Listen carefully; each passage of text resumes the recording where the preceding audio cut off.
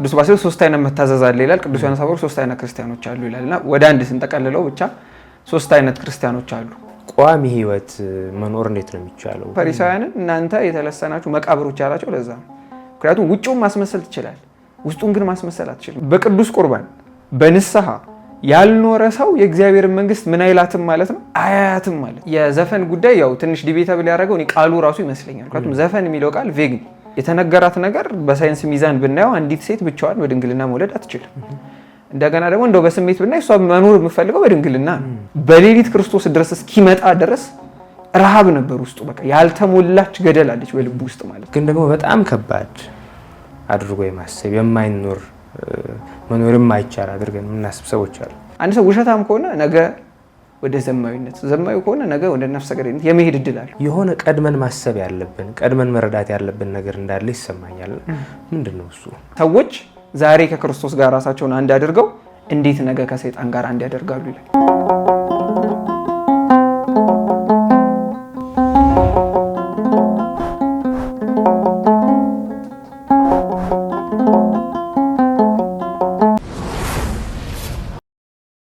ጤና ይስጥልን እንደምን አላችሁ? የዲያቆናት ወግ መርሃ ግብራችን ጀምሯል። በዛሬው ዕለት እንግዲህ በአንድ ርዕሰ ጉዳይ ከጋበዝነው እንግዳ ጋራ ቆይታ ልናደርግ ተገናኝተናል።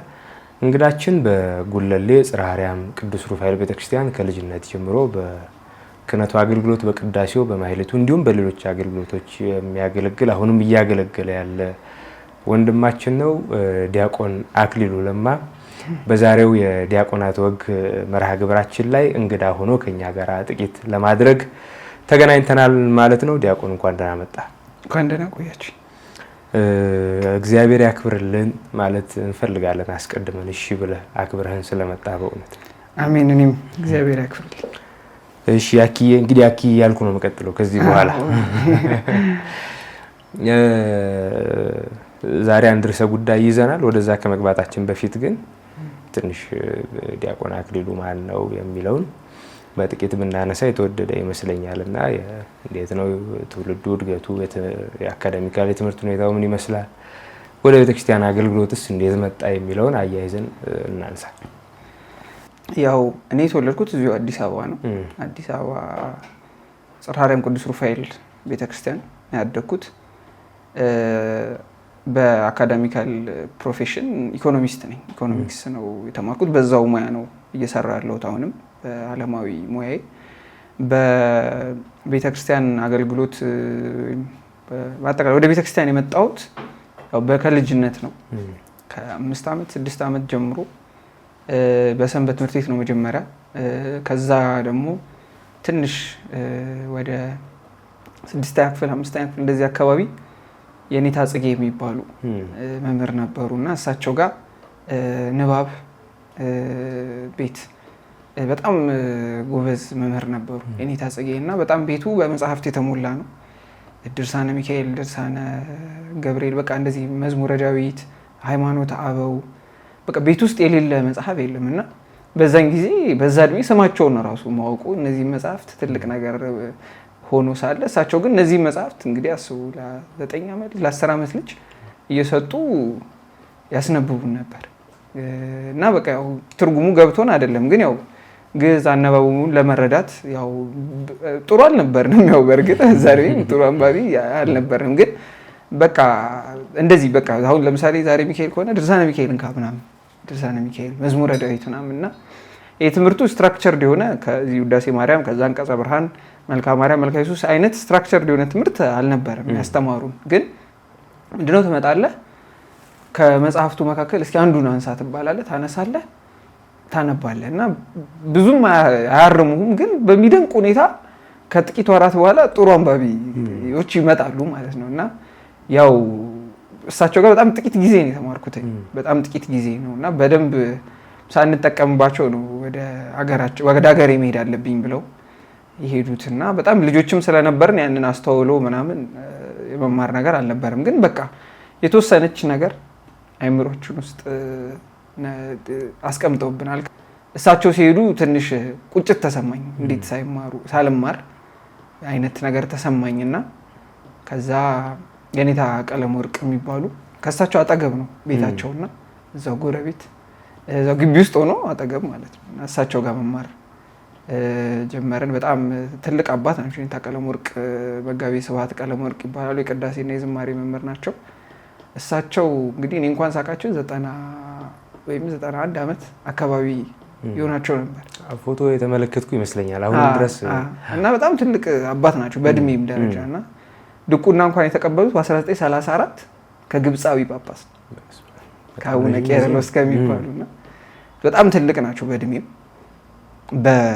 በትምህርትም በጣም ትልቅ መምህር ናቸው። የአቋቋም የቅዳሴ የዝማሬ የቅኔ መምህር ናቸው። በጣም ትልቅ መምህር ናቸው እና እሳቸው ጋር ቅዳሴ እንደዚሁ መዝሙረ ዳዊት ምናምን የተወሰኑ ያው ዝማሬ ምናምን በቃ እሳቸው ያስተምሩ ነበረ። እንዳ ደግሞ ርዕሰ ደብር አልታይ የሚባሉ እዚሁ አዲስ አበባ ተወልደው ያደጉ የድጓ መምህር አሉ። እሳቸው ያው እዚሁ አዲስ አበባ ተወልደው ከማደጋቸው ጋር በተያያዘ ነገሮችን በሚገባ መልኩ እኛ ያው ካለንበት ካደግንበት ሶሺዮሎጂካል ነገር ጋር በሚገባን መልኩ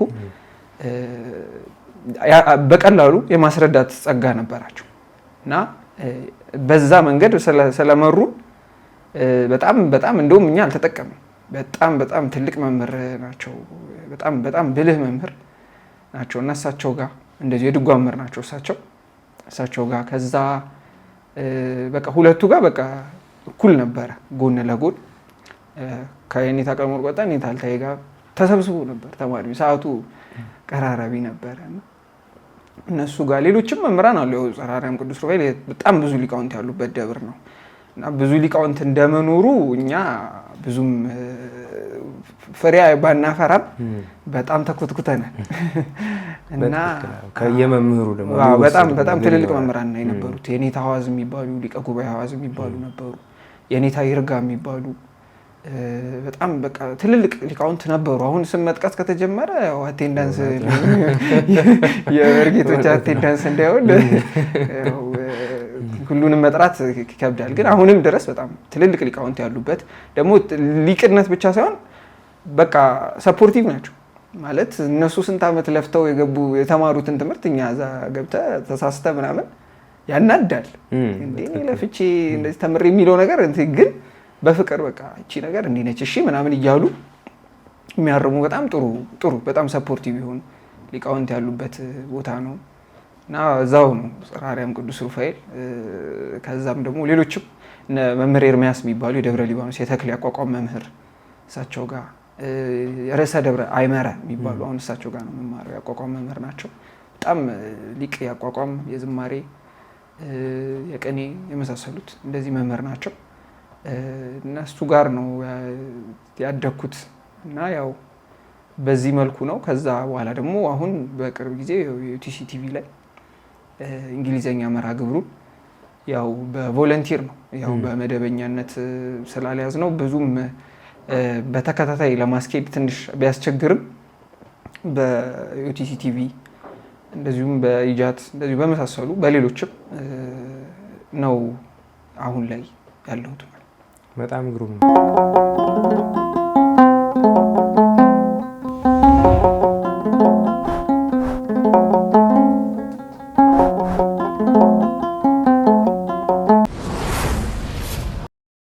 ይህ እንግዲህ ትልቅ ማሳያ ነው። ብዙ ጊዜ ከተማ ላይ ሆነን ወደ ቤተክርስቲያን ጠጋ ለማለት የምንሞክር ሰዎች አድቫንስድ በሆነ ሌቭል የቤተክርስቲያንን ትምህርት ስንማር ብዙ አይስተዋል ወይ ከዲቁናው አገልግሎት የዘለለ ብዙ ነገር የለንም እና ይሄ በጣም ትልቅ ማሳያ ነው። የጀመርከውንም ያስፈጽምልህ። እንግዲህ ዛሬ ወደምናነሳው ርዕሰ ጉዳይ ነው የምንገባው።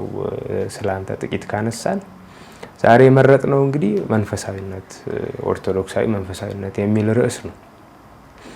በጥቅሉ ይህንን ርዕስ የመረጥንበት ምክንያት ቋሚ ህይወት መኖር እንዴት ነው የሚቻለው? ተዘክሮተ እግዚአብሔር ያለው ህይወት መኖር ምክንያቱም ሚዛኑ እሱ ስለሆነ ማለት ነው እና የሚዋዥቅ ነገር ስለሌለን እንደ ክርስቲያን ወዲያ የሚል ነገር ስለሌለን ሪሰንትሊ ደግሞ የሚታዩ ልዩነቶች አሉ። ሁለት ቦታ የመሆን የመፈለግ ነገሮች ይኖራሉ እና ያንን በተወሰነ መልኩ ለማጥራት ያህል በዚህ ርዕሰ ጉዳይ ላይ እንነጋገራለን እና የመጀመሪያ የምናደርገው ጥያቄ ወይም ሀሳብ ምንድነው? መንፈሳዊነት ራሱ ምንድነው? ኦርቶዶክሳዊ መንፈሳዊነት ምንድነው? መገለጫዎቹ ምንድናቸው የሚል ነው። እንግዲህ በመንፈሳዊነት እንግዲህ በቤተ ክርስቲያናችን 3 አይነት ሰዎች አሉ ይባላል። የመጀመሪያው ስሜታውያን ሰዎች ወይም ስጋውያን ሰዎች የሚባሉ ይሄ ኢሞሽን ሌድ የሚባሉ በቃ በስሜታዊነት የሚመሩ ሰዎች አሉ። ሁለተኛ ደግሞ በእውቀታውያን ሰዎች ወይም በእውቀት የሚመሩ ሰዎች አሉ። ይሄ ሎጂካሊ ነገሮችን በማየት ወይም ደግሞ በሳይንስ የሚመሩ ሰዎች አሉ ማለት ነው። ለባውያን እንበላቸው። ሶስተኛ ደግሞ መንፈሳውያን አሉ። መንፈሳውያን እንግዲህ ለስሜታቸው ትርጉም ባይሰጥም ወይም ደግሞ በሳይንስ ሚዛን መዝነውት ነገሩ ልክ ላይ መስል ቢችልም እግዚአብሔር ካለ የሚከተሉ ናቸው። ለምሳሌ ለዚህ በጣም ጥሩ ምሳሌ እመቤታችን ቅድስት ድንግል ማርያም ነች እና ማህሌቱም ሲጀምር ንዌጥን ዝክረ ወድሶታ ለመንፈሳዊት ርግብ፣ መንፈሳዊት ርግብ የሆነችውን እመቤታችንን በማመስገን እንጀምር በማለት ነው የሚጀምረው እና መንፈሳዊነት እመቤታችን ቅድስት ድንግል ማርያም ነች ማለት እንችላለን። እና መንፈሳዊት ነች እመቤታችን ቅድስት ድንግል ማርያም። ይሄ ደግሞ በምን ተገልጧል? በብስራተ ገብርኤል ላይ አሁን ብንመለከት የተነገራት ነገር በሳይንስ ሚዛን ብናየው አንዲት ሴት ብቻዋን በድንግልና መውለድ አትችልም። እንደገና ደግሞ እንደው በስሜት ብናይ እሷ መኖር የምፈልገው በድንግልና ነው እና ልትኖር ካሰበችው ህይወት ጋር የሚቀራረብ ነገር ልጅ መውለድ የእሷ ሀሳብ አልነበረም። እንደው በድንግልና የምትወልደዋን ሴት እንደው አገልጋዋ በነበርኩ ብላ የምትመኝ ሴት ነበረች እመቤታችን ቅድስት ድንግል ማርያም። እና ከሁለቱም ጋር ማሄድ ነገር ግን ይኩነኒ በከመ ትቤለኒ፣ አንተ እንደምትለኝ እግዚአብሔር እንደፈቀደ ይሁን ብላ የመላኩን ቃል ተቀብላለች።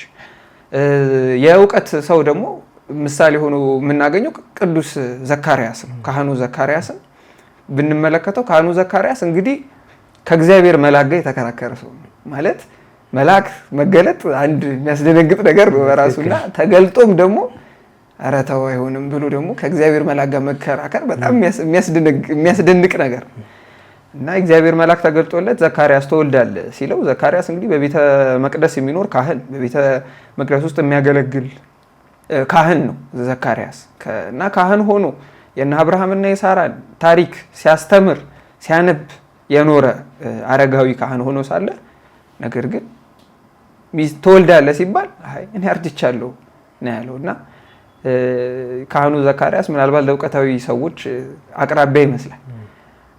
ስሜታውያን ሰዎችን ደግሞ ምሳሌ እንጥቀስ ከተባለ ለዚህ በጣም እንግዲህ ያው ስሜታዊ ሰው ላይ በጣም ብዙ ምሳሌዎች እኛው ራሳችን አንድ ምሳሌ ነን እና ስሜታውያን ሰዎች ምሳሌ እንጥቀስ ከተባለ ሳኦል ለዚህ ጥሩ ምሳሌ ነው። ሳኦል እግዚአብሔር መስዋዕት ማቅረብ ፈለገ። ግን ማቅረብ የፈለገው እግዚአብሔር ባስቀመጠለት ስርዓት መሰረት ሳይሆን እሱ በቃ መስዋዕት ማቅረብ ነው የፈለገው። በቃ ስሜቱ በቃ መስዋዕት አቅርብ ስላለው ሄዶ አንደኛ ከአሕዛብ ዘርፎ፣ አንደኛ ስርቆት ፈጽሞ፣ ሁለተኛ እግዚአብሔር ምንም ንብረታቸው እንዳትነካ እያለው የነሱ ለጣዖት የተዘጋጁ መስዋዕቶች ሆነው ሳለ የሰቡ መሆናቸውን አይቶ ይዟቸው መጥቶ መስዋዕት አቀረበለት። ከዛ በኋላ ምንድን ነው የተባለው? ከሰነፍ መስዋዕት ይልቅ መታዘዝ ትበልጣለች ተብሎ ነው የተመለሰው እና ለስሜታዊነት ያው ብዙ ምሳሌዎች መጥቀስ ይቻላል እና ሳኦል ከነዚህ መካከል አንዱ ነው። ከሁለቱ የተለየ ነው መንፈሳዊነት የሚባለው እና መንፈሳዊነት ማለት የእግዚአብሔር መንፈስ ወደ መራን መኖር ነው። እንግዲህ የሰው ልጅ ስጋ አለው፣ ነፍስ አለው፣ መንፈስ አለው እና ይቺ መንፈስ የምትባለዋል ቅድስት ኦሪት ምን ትላለች? ወነፋ ውስተ ገጹ ለአዳም መንፈሳዊ ሕይወት፣ በአዳም ገጽ ላይ በአዳም ላይ የህይወትን መንፈስ እፍ አለበት ትላለች። መጀመሪያ ከምድር አፈር አበጃጀ ይልና ከዛ የህይወትን እስትንፋስ እፍ አለበት ይላል እና ይሄ እስትንፋስ የሚለውን ግዕዙ መንፈሳዊ ሕይወት ወይም መንፈስ ብሎ ይጠራዋል።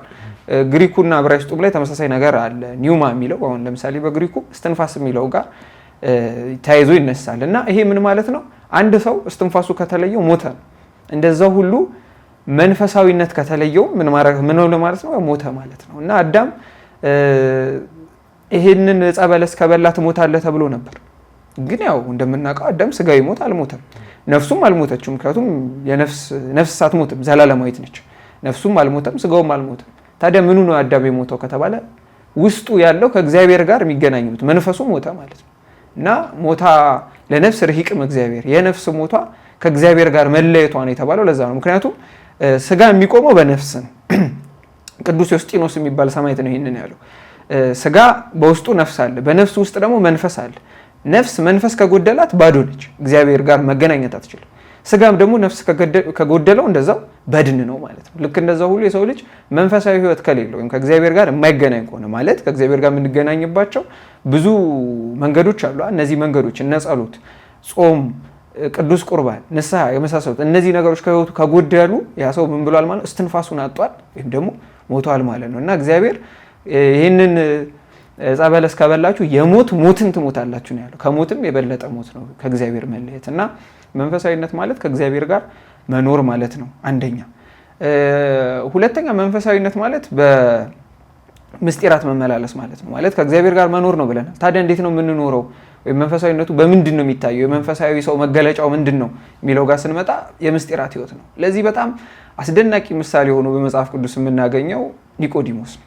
ኒቆዲሞስ እንግዲህ የዮሐንስ ወንጌል ምዕራፍ 3 ሲጀምር ወሃሎ አሃዱ ብእሲ እምፈሪሳውያን ዘስሙ ኒቆዲሞስ፣ ከፈሪሳውያን መካከል አንድ ሰው ነበር ይላል። መጀመሪያ መጽሐፍ ቅዱስ አንድ ሰው ነበር ሲል በጣም ልዩ ትርጉም አለው፣ ልዩ ምስጢር አለው። ማለት ሰው በሌለበት አንድ ሰው ነበር ማለት ነው። በመጽሐፍ ቅዱስ ማለት ባዶ በሆነው የአይሁድ ሸንጎ መካከል ብቸኛ ሰው ሆኖ የተገኘው ማ ብቻ ነው? ኒቆዲሞስ ብቻ ነው። ምክንያቱም ከሰባ በላይ አባላት ያሉት ነው የአይሁድ ሸንጎ። ኒቆዲሞስ የዚህ አይሁድ ሸንጎ አባል ነው። ሊቆሙ ወመልአኮሙ ለአይሁድ ይለዋል ቅዱስ ያሬድም። እና የአይሁድ አለቃቸው፣ ጠባቂያቸው፣ መልአካቸው ብሎ ነው የሚጠራው ቅዱስ አለቃቸው ማለት ነው ብሎ ይጠራዋል። እና እንደዚህ ባለስልጣን ነው ኒቆዲሞስ። ግን ከዚህ ሁሉ ባለስልጣን መካከል ሰው ሆኖ የተገኘው ብቸኛ ባለስልጣን፣ ከዚህ ሁሉ ሊቅ መካከል ብቸኛ ሊቅ ሆኖ የተገኘ ሊቅ፣ ከዚህ ሁሉ ሰው መካከል ብቸኛ ሰው ሆኖ የተገኘው ሰው ኒቆዲሞስ ስለሆነ ወሃሎ አሃዱ ብእሲ፣ በዛ ሰው በጣጣበት ቦታ አንድ ሰው ነበር አለ ማለት እና ሰው የሚለው ራሱ በመጽሐፍ ቅዱስ ቋንቋ ምንድን ነው? ኮምፕሊመንት ነው ወይም አድናቆት ነው። ሰው መሆን ራሱ ትልቁም ነገር ስለሆነ ማለት ነው። እና ወሃሎ አሃዱ ብእሲ አለ ለዛ ነው። እና እመቤታችን ቅድስት ድንግል ማርያምንም ወሃለወት አሐቲ ድንግል የሚላት በዚህ ምክንያት ነው። አንዲት ድንግል ነበረች። ለምን? ድንግል የለማ ምድር ላይ። ምክንያቱም ሰው በስጋው ድንግል ቢሆን በነፍሱ ድንግል አይሆንም፣ በነፍሱ ድንግል ቢሆን በህሊናው ድንግል አይሆንም። እና ከምድር ላይ ያለችው ብቸኛ ድንግል ወሃለወት አሐቲ ድንግል እመቤታችን ቅድስት ድንግል ማርያም ስለሆነች ማለት ነው። እና ወሃሎ አሃዱ ብእሲ ዘስሙ ኒቆዲሞስ ማለት በዚህ ሰው በታጣበት ዘመን ሰው ሆኖ የተገኘ ብቸኛ አንድ ኒቆዲሞስ አለ ማለት ነው። እሺ ይሄ ኒቆዲሞስ አለ። ኒቆዲሞስስ ምንድን ነው ከተባለ ፈሪሳዊ ብሎ ይጠራዋል። ፈሪሳዊ ነው ማለት ፈሪሳውያን እንግዲህ እንደሚታወቁት ያው ግብዝነቱ እንዳለ ሆኖ ሕግ አክባሪ ግን ናቸው። ጌታችን መድኃኒታችን ኢየሱስ ክርስቶስም ይህንን አልነፈጋቸውም። ዲበ መንበረ ሙሴ ነበሩ ለክሙ ጸሐፍቶ ፈሪሳውያን፣ በሙሴ መንበር ላይ ጸሐፍትና ፈሪሳውያን ተቀምጠውላቸዋል ይላል። ምን ማለት ነው? የሙሴ ነው መንበሩ ነው። ፈሪሳውያን የተቀመጡት የማን መንበር ላይ ነው? የሙሴ መንበር ላይ ነው። በዚህ የሙሴ መንበር ላይ የተቀመጠ ሰው ኒቆዲሞስ ማለት ነው። ስለዚህ ፈሪሳዊ ነው ማለት ሃይማኖታዊ አባት ነው፣ የሃይማኖት አባት ነው ማለት ነው ኒቆዲሞስ። ሁለተኛ ኒቆዲሞስ ባለስልጣን ነው። ቅድም እንዳነሳ ነው ሳንሄድሪን የሚባለው የአይሁድ ሸንጎ አባል ነው። ጌታችን በአይሁድ መካከል ስሙም ሲነሳ ኦሪት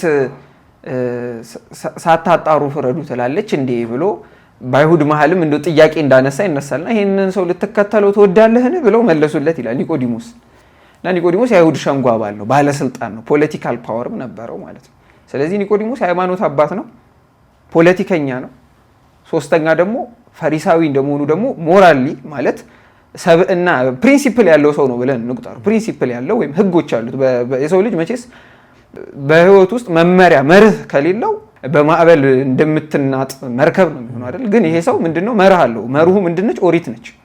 ኦሪት በቂ ነች አይደለችም ሌላ ጉዳይ ሆኖ፣ መርህ ግን አለው። ኦሪት አለችው፣ ህግ አለው፣ የሚመራበት ነገር ያለው ሰው ነው፣ ሃይማኖት ያለው ሰው ነው ማለት ነው። ስለዚህ ይሄ አለ። አራተኛ ኒቆዲሞስ በጣም ባለጸጋ ሰው፣ ሀብታም ነው ኒቆዲሞስ።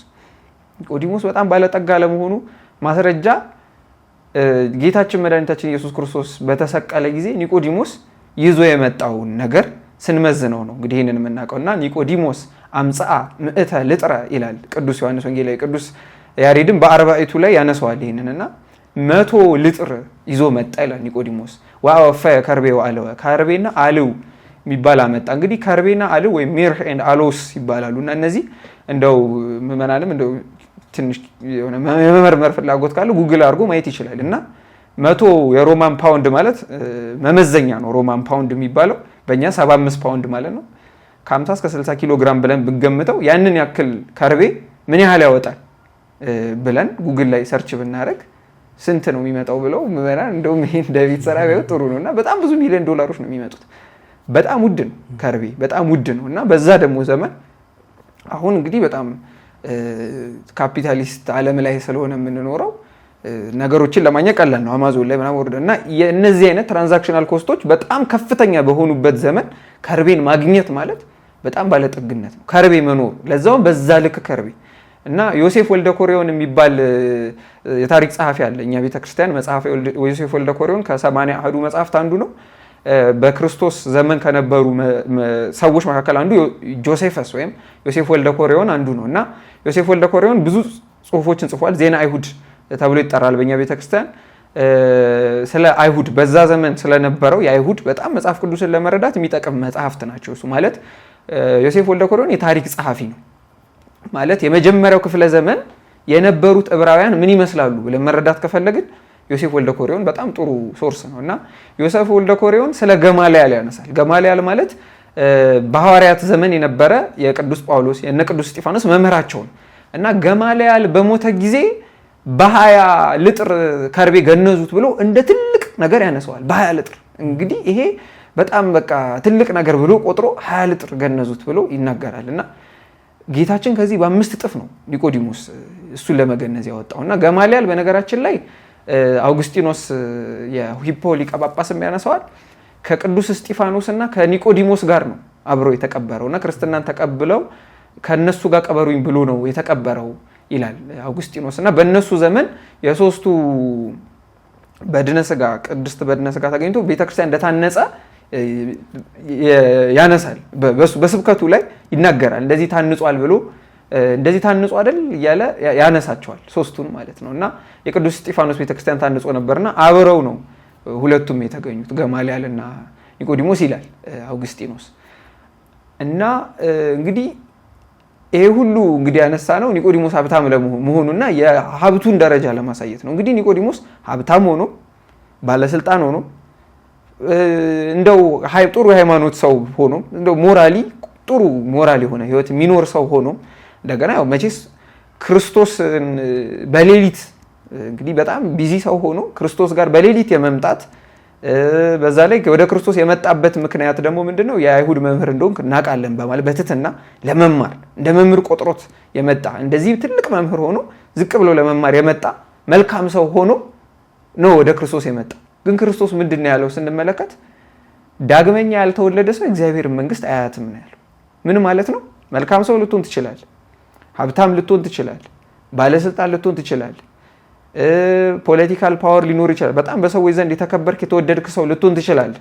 ካልተጠመክ ግን የእግዚአብሔርን መንግስት ምን አትላትም አታያትም ነው እያለ ያለው ኒቆዲሞስ። እና ይሄ ደግሞ በሌሎች ምስጢራትም ላይ በተመሳሳይ መልኩ ይሄዳል። ምክንያቱም ከውሃና መንፈስ ያልተወለደ ይላል እና በቅዱስ ቁርባን በንስሐ ያልኖረ ሰው የእግዚአብሔርን መንግስት ምን አይላትም ማለት ነው አያያትም ማለት ነው። የእግዚአብሔርን መንግስት አያያትም። የእግዚአብሔርን መንግስት አያያትም ማለት ክርስቶስን ሊያገኘው አይችልም ማለት ነው። ምክንያቱም የእግዚአብሔር መንግስት ማን ነው? ራሱ እኮ ክርስቶስ ነው። መንግስተ ሰማያት ክርስቶስ አይደለም የሚለው መልከ ኢየሱስ። ስለዚህ መንግስተ ሰማያት እኮ ራሱ ክርስቶስ ነው። የሆነ ግሪን ኤሪያ አይደለም። መንግስተ ሰማያት የሆነ ማርና ወተት ምናምን የሚፈስበት የሆነ እንትን አይደል፣ ግሪን ኤሪያ አይደለም። ቅዱስ ጳውሎስም ይሄንን ሲያስረግጥ ምን ይላል? ዘአይን ኢረየ ወእዝን ኢሰማ ውስተ ልበ ሰብእ ዘኢተሃለየ። አይን ያላየው ጆሮ ያልሰማው የሰው ልብ ያላሰበው ነው የሚላት መንግስተ ሰማያት ማለት። አይን አይቶት አይናችን፣ ጆሮአችን ወይም የኛ ልብ አምስቱ የስሜት ሕዋሳችን ውጪ ማለት ስድስተኛ ሰባተኛ አሁን አዲስ ቀለም እንደማየት ነው ለሰው ልጅ። እስኪ አዲስ ቀለም አስብ ቢባል ሰው ማሰብ አይችልም አይደል? እስኪ አዲስ ቀለም አምጣ ቢባል ከየት ያመጣል? ልክ መንግስተ ሰማያት እንደዛ ነች፣ አዲስ ቀለም ነች። እና ይህንን በጣም ዓለም አይተን እንደነቃለን። እና ይሄን ዓለም እግዚአብሔር ለጥፋት ነው የፈጠረው። ለጥፋት የሚጠፋን ዓለም እንዲህ አስቦ የፈጠረ ጌታ መንግስተ ሰማያት እንደው ምን ሊያረጋት ነው ያሰኛል። እና እቺ መንግስተ ሰማያት ግን ሩቅ አይደለችም። መንግስተ ሰማያት በመካከላችሁ ነች ነው ያለው። ይቺ መንግስተ ሰማያት ምንድን ነች? ቤተክርስቲያን ነች። ዛሬ በቤተክርስቲያን ያልኖረ ሰው ነገ በመንግስተ ሰማያት አይኖርም። ምክንያቱም የመንግስተ ሰማያት ቀጣይነት ያለው ምንድነው የምትባለው ቤተክርስቲያን? የሰማያዊ መንግስት ኤምባሲ ለማለት ማለት ኤምባሲው ያ ቦታ አሁን አንድ ሰው ወደ ኤምባሲው ድንጋይ ቢወረውር ወደ ኤምባሲው ብቻ ድንጋይ እንደወረወረ ሳይሆን ወደዛ ሀገር ድንጋይ እንደወረወረ የሚቆጠርበት አይደለም። ባለቤቱን ካልናቁ አጥሩ ላይ ነቀንቁ ይባላል እና ሀገራትም እርስ በርሳቸው ያላቸውን ግጭት ለማሳየት ኤምባሲዋን ዘጋች ምናምን ይባላል አይደለ? እና ቤተክርስቲያን ማለት ያቺ ነች። በቃ ዛሬ ቤተክርስቲያን ውስጥ ካልኖርክ እቺን ቤተክርስቲያን ካልታዘዝክና ካላከበርክ መንግስተ ሰማያት አትገባም ነው ሐሳቡ። እና የዚች ኤምባሲ ቪዛዋ ደግሞ ቅዱስ ቁርባን ጥምቀት ነው። ወደዛኛው መንግስተ ሰማያት የምታስገባን ይቺ ቤተክርስቲያን ነች። ስለዚህ ኒቆዲሞስን ጌታችን እያለው ያለው ምንድነው? ይሄ ሁሉ በምድር ላይ ያለህ ነገር የእግዚአብሔርን መንግስት ሊያሳይህ አይችልም። የእግዚአብሔርን መንግስት ማየት የምትችለው በምንድን ነው? በምስጢራት መነጽር ነው። እግዚአብሔርን መንግስት ምስጢራት ግዴታ ያስፈልገዋል እያለው ነው። እና ኒቆዲሞስ ይሄ ነገር ግራ ገብቶት የሰው ልጅ እንዴት ወደ እናቱ ማህፀን ተመልሶ ሊወለድ ይችላል ሲል ጌታችን የመለሰለት መልስ ምንድነው? ነፋስ ወዴት እንደሚነፍስ አታውቅም፣ ከስጋ የተወለደ ስጋ ነው፣ በመንፈስ የተወለደ ግን መንፈስ ነው እያለ በጣም ወደታች በደንብ አብራርቶ ይናገራል። እና በሙሉ የሚጠቃለሉት ባጭሩ ምስጢራትን ተቀበል በሚለው ልክ መንፈሳዊነት ማለት በምስጢራት ህይወት መኖር ማለት ንስሐ መግባት፣ ቅዱስ ቁርባን መቀበል እና በዚህ መልኩ ነው እግዚአብሔርን የምናገኘው ማለት ነው። ከእግዚአብሔር ጋር መኖር ማለት ይሄ ማለት ነው።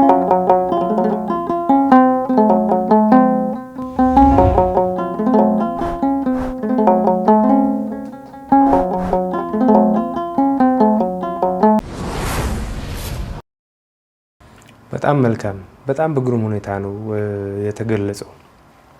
ቀድመን የጠቀስናቸው የመንፈሳዊነት መገለጫዎች ይኖራሉ። በምስጢራት መኖር የሚለው ማሰሪያው ቢሆንም ከዛ ውጪ ግን እለት እለት የምናደርጋቸው መንፈሳዊ ግብራት ይኖራሉና በቀመር የምናደርጋቸው ሰዎች አለ። እንደው ጸሎትን እንኳን ብናነሳ እንደው መጸለይ ስላለብን እንጸልያለን ወይ እንቅፋት እንዳይገጥመኝ ምናምን ብለን የሆነ ሪዋርድ አስበን የምናደርጋቸው ነገሮች ይኖራሉ። ከዛ ከፍ ያለ ልብ ለልብ የሆነ ትስስር እንዳለው ጥልቅ የሆነ ነገር እንዳለው ብዙዎቻችን አንረዳም እና የሆነ ቀድመን ማሰብ ያለብን ቀድመን መረዳት ያለብን ነገር እንዳለ ይሰማኛል። ምንድነው እሱ? ቅዱስ ባስልዮስ 3 አይነት መታዘዝ አለ ይላል። ቅዱስ ዮሐንስ አፈወርቅ 3 አይነት ክርስቲያኖች አሉ ይላልና ወደ አንድ ስንጠቀልለው ብቻ 3 አይነት ክርስቲያኖች አሉ ይባላል። የመጀመሪያው የእግዚአብሔር ባሮች ይባላሉ። የእግዚአብሔር ባሮች ማለት ባሪያ ለጌታው የሚታዘዘው ፈርቶ ነው እና እነዚህም የሚጸልዩት ወይ የሚቆርቡት ወይ ምን የሚሉት እግዚአብሔርን ፈርተው ነው። መልካም ነው። የጥበብ መጀመሪያ እግዚአብሔርን መፍራት ነው እና እግዚአብሔርን ስለሚፈሩት ኃጢአት አይሰሩ። በቃ ምንም ከኃጢአት ራሳቸውን የሚከረክሩት እግዚአብሔር ይቀስፈኛል ማዕት ልታመጡልኝ ነው የሚሉ ሰዎች አሉ። በቃ ይሄ ነው። በቃ እግዚአብሔርን በጣም ይፈሩታል። በስጋዬ ይቀስፈኛል በነፍሴ ይኮንነኛል ብለው ነው ይላል እንደውም ትርጓሜያችን። እና ይሄ የመጀመሪያዎቹ ባሮች ይባሉ። ሁለተኞቹ ደሞዝተኞች ናቸው። ትንሽ ሻል ያሉ ናቸው። እነዚህ ደግሞ ቅጣት ምናምን ፈርተው ሳይሆን ጥቅም ፈልገው እግዚአብሔር የምትገኝ ሪዋርድ አለች። እግዚአብሔር ቤት ከመምጣት የምትገኘዋን ሰላም ደስ ይላል። ቋር ማህሌቱ ደስ ይላል። መንፈሳዊ ደስታ አለ እና ያችን በቃ ፈልገው ጥቅም ፈልገዋት ነው የሚመጡት። መልካም ነው። ይሄንን አይነቅፍም እና መልካም ነው። ግን የዚህ ሁሉ ፍጻሜ ከደሞዝተኞች በላይ ደግሞ ከፍ ብለው ያሉት እነማን ናቸው? የእግዚአብሔር ልጆች ይባላሉ። ምንድን ናቸው? ልጅ አባቱን የሚወደው ውርስ ፈልጎ ነው አይደለም። በቃ አባቱ ድሃም ሆነ ሀብታምም ሆነ አካሉ ጎደለ ምን አለ ታመመ ተነሳ፣ ልጅ አባቱን ይወደዋል፣ አባትም ልጁን ይወደዋል። እግዚአብሔር እኛን እንደ ልጅ ነው የሚወደን። እኛ እንደ ባሪያ እንደ ደሞዝተኛ እንደምን ልናየው እንችላለን። እግዚአብሔር ግን እንደ ልጅ ነው የሚቆጥረን። ክርስቶስም ወደ ምድር የመጣበት ምክንያት ይሄው ነው። በክርስቶስ ክርስቲያን በወልድ ውሉድ እንድንባል ነው። የእግዚአብሔር ልጅነታችንን ሊያስመልስልን ክርስቶስ ከሰማይ ሰማያት የወረደው። የጥበብ መጀመሪያ እግዚአብሔርን መፍራት ነው። በባርነትም ቢሆን እንደው በዛም መንፈስ ቢሆን አረረ ይቀስፈኛል ብሎ ከኃጢአት መከልከል ቁም ነገር የጥበብ መጀመሪያ ነው። የጥበብ ፍጻሜ ግን ይሄ ልጅነት ነው። እግዚአብሔርን ከመውደድ የጥበብ መጨረሻው ፍቅር ነው ማለት ነው። ካላቸው ፍቅር የተነሳ ለእግዚአብሔር መታዘዝ ነው። እነዚህ ሶስቱ እንዳሉ ሆነ ግን ከዚህ ውጪ በሆነ መልኩ ለእግዚአብሔር ካለን ፍራቻ፣ ማለት መንፈሳዊ ከሆነ ፍራቻ ወይም ለእግዚአብሔር ካለን መታዘዝ ወይም ቤተክርስቲያን ውስጥ ከምናገኛትን መልካም ነገር ለማጣት እግዚአብሔርን ጸጋ ላለማጣት ከሚደረግ ጥረት ወይም ደግሞ እግዚአብሔር እንደ አባት በመቁጠር ለአባቱ እንደሚቀና ልጅ ከመሆን የሚሆኑ ስርዓቶች አሉ። ማለት ለስርዓት በጣም የሚሄዱ ሰዎች አሉ። ለዚህ መጽሐፍ ቅዱሳዊ በጣም ብዙ ማስረጃዎችን ማንሳት እንችላለን አይደለ? እነ ነብዩ ኤልያስን ማንሳት እንችላለን አይደለ? እግዚአብሔርን ከሰማይ እሳት አውርድልኝ ብሎ ጠይቆታል ነብዩ ኤልያስ። ነብዩ ኤልያስ ግን እሱ ሊከብርበት ፈልጎ አይደለም። ምክንያቱም ነብዩ ኤልያስ በረሃ ውስጥ የሚኖር በብሉይ ኪዳን እንደ መነኩሴ የኖረ ሰው ነው ነብዩ ኤልያስ። ብዙ ተባዙ ምድርን ሙላት በተባለች ምድር መሃል መውለድ እንደ ጸጋ በሚታይበት ሶሳይቲ ያው መውለድ ጸጋ ነው። በእርግጥ ግን በዛ ጊዜ ምንኩስና የሚለው ሐሳብ ብዙም እንደኛ እንደ አዲስ ኪዳኑ በደንብ ብህትውና የሚለው ሐሳብ በደንብ ባልተሰበከበት ዘመን በመንፈስ ቅዱስ ተመርቶ እንደውም እኮ ጌታችንን እንኳን እኮ ኤልያስ ነው ይሉሃል ተብሏል እኮ። በጣም የሚደንቅ ነገር እኮ አድናቁ በጣም ለኤልያስ ካላቸው ክብር የተነሳ እና ጌታችን በመስቀል ላይ ሆኖ ኤሎሄ ኤሎሄ ላማ ሰበቅታኒ ሲል ኤልያስን ይጠራዋል ነው ያሉት። ኤልያስ መጥቶ ያድነው ይሆን ብለው ነው ያሉት። ያን ያህል የተከበረ ሰው ነው ነብዩ ኤልያስ። እና ነብዩ ኤልያስ እግዚአብሔር ከመቅናቱ የተነሳ እሳት አዘንቡ በጣም በርካታ ታምራትን ሰርቷል። ይሄ እግዚአብሔር ከመቅናት የሚደረጉ ነገሮች አሉ። አንዳንዴ ግን ከነዚህ ውጪ በሆነ ፍቅር በጎደለው መልኩ የሚደረጉ ነገሮች አሉ።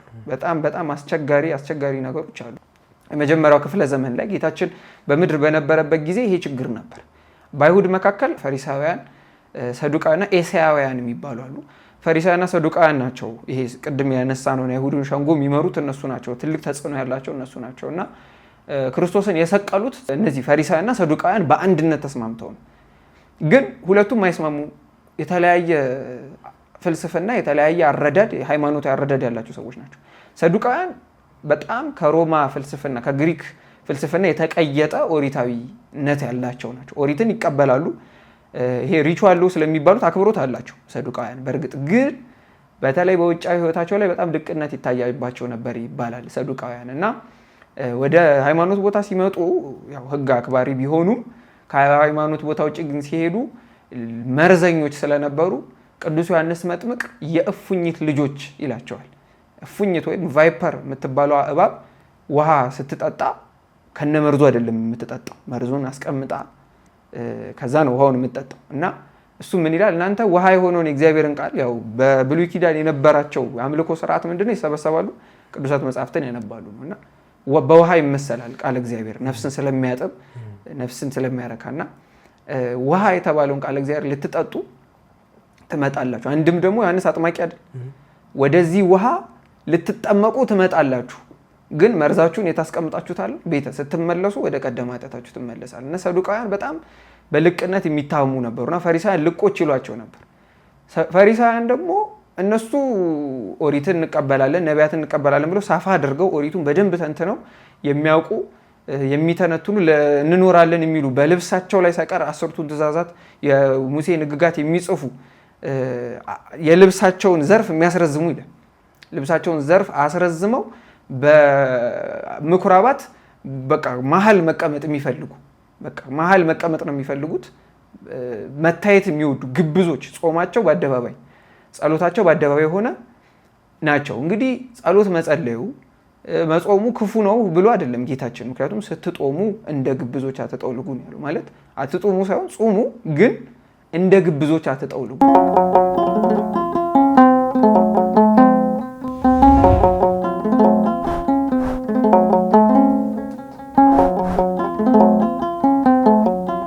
ለታይታ ይሁን ጾማችሁ። እና ፈሪሳውያን ይጾማሉ፣ ግን ለእግዚአብሔር አይደለም የሚጾሙት፣ ለሰው ነው።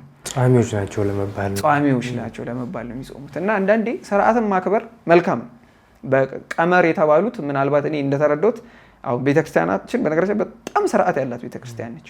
ይህን ያገኘችው ከእግዚአብሔር አምላኳ። ምክንያቱም እንደ እግዚአብሔር ያለ ስርዓት ያለው አምላክ የለም። ምክንያቱም እግዚአብሔር ሲፈጥር በጣም በሚደንቅ ስርዓት ነው የፈጠረን። ወንድ አይ በቃ ሴት ልሁን ብሎ መቀየር አይችልም። በተወሰነለት ወሰን ወስኗል እግዚአብሔር። እና ስርዓት ማለት ያ ነው፣ ወሰን ማለት አይደል? አይቻልም ስርዓት ማለት እና ወሰን የተወሰነልን ፍጥረታት ነን። ስርዓት ግዴታ ነው። ራሱ እግዚአብሔር ነው አብዛኞቹን ስርዓቶች የሰራቸው። አብዛኞቹ ሰው ሁሉንም ስርዓቶች ከእግዚአብሔር የመነጩ ናቸው። ግን ያንን ስርዓት የሚፈጽመው ሰው ለማን ነው የሚፈጽመው? እና ጌታችን እንደውም በኦሪት በትንቢተ ኢሳይያስ ይመስለኛል በዓላችሁ ብሎ ይጠራዋል። ራሱ እኮ ነው በዓሉን አክብሮ ያላቸው። ግን ምናችሁ ይለዋል? በዓላችሁ። ለምን? በዓሉ ከእግዚአብሔር ተወስዶበታል። የሚከበረው እነሱ ፍላጎት ነው እንጂ እንደ እግዚአብሔር ፍላጎት አይደለም። እና በዓላችሁ ይላል። እና አሁን ይሄ ወደኛ ሲመጣ ጸሎታችሁ፣ ቅዳሴያችሁ፣ ማህሌታችሁ ይሆናል ማለት ያ ነገር ለማን ጥቅም ይሆናል? ለእኛ ጥቅም ይሆናል። ስለዚህ እነዚህ ስርዓት መከተሉ ይሄ ቤተክርስቲያን ያዘጋጃቸውን ስታንዳርዶች ማሟላቱ መልካም ነው፣ ግዴታም ነው። ግን ለምንድን ነው የምናሟላው ሲባል ከፍቅር ካልሆነ እንደሚንሿሿ ጸናጽል እንደሚመታ ከበሮ ሆንኩኝ ያለው ቅዱስ ጳውሎስ ይሆናል። ምክንያቱም ከበሮና ጸናጽል መንግስተ ሰማያትን አይወርሱ። የመቷቸው ሰዎች ሊወርሱ ይችላሉ እንጂ ከበሮና ጸናጽል አይደለም መንግስተ ሰማያት ደጀ ሰላም አይገቡ ተብሏል።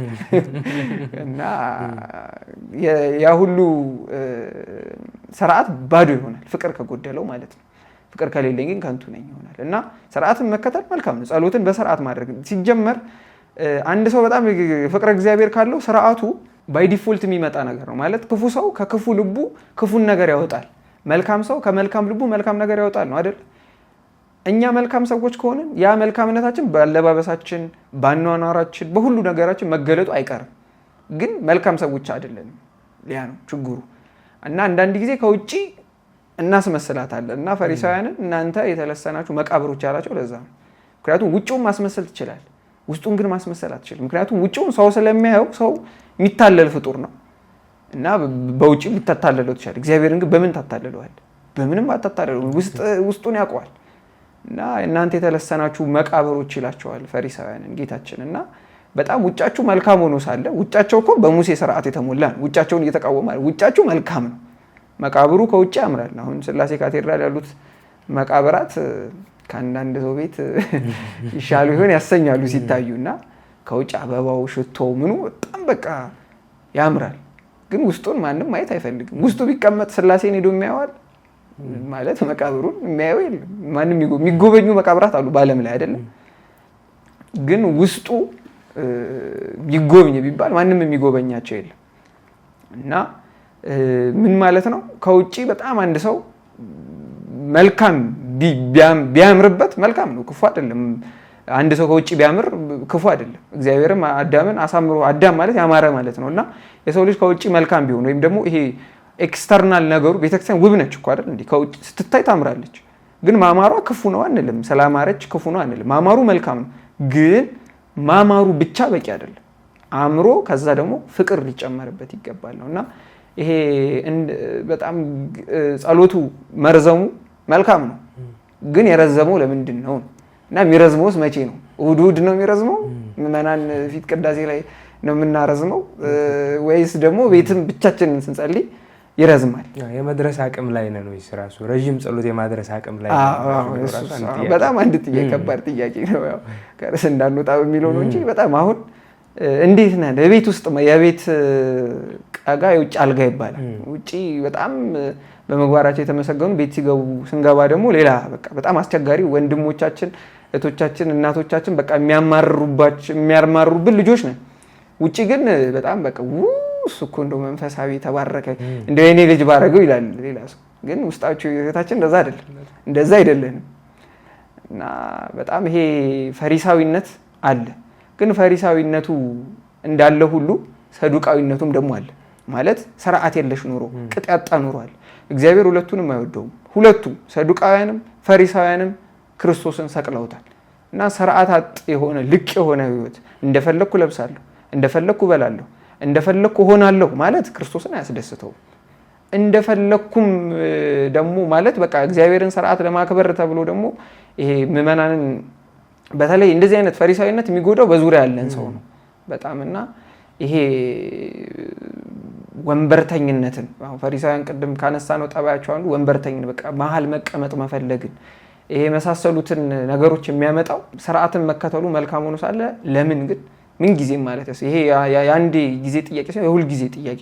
የሁል የቤተክርስቲያን ስንሄድ ሰው ከመቆጣታችን በፊት በተግሳጽ ጊዜ ለምንድን ነው እውነቴን ሰው ያዝኝለት ወድጆ ነው የምቆጣው ወይስ ደግሞ እንደው ትንሽ ፈሪሳዊነት ተሰምቶኝ ነው? ምክንያቱም በዚህ ምክንያት በጣም ብዙ ሰው ከቤተክርስቲያን የምናረቃቸው እኛ ነን። ፈሪሳዊነት ነው ለብዙ ሰው መራቅ ምክንያት የሆነው እና እነዚህ ነገሮች ልብ ማለት ይገባል ብዬ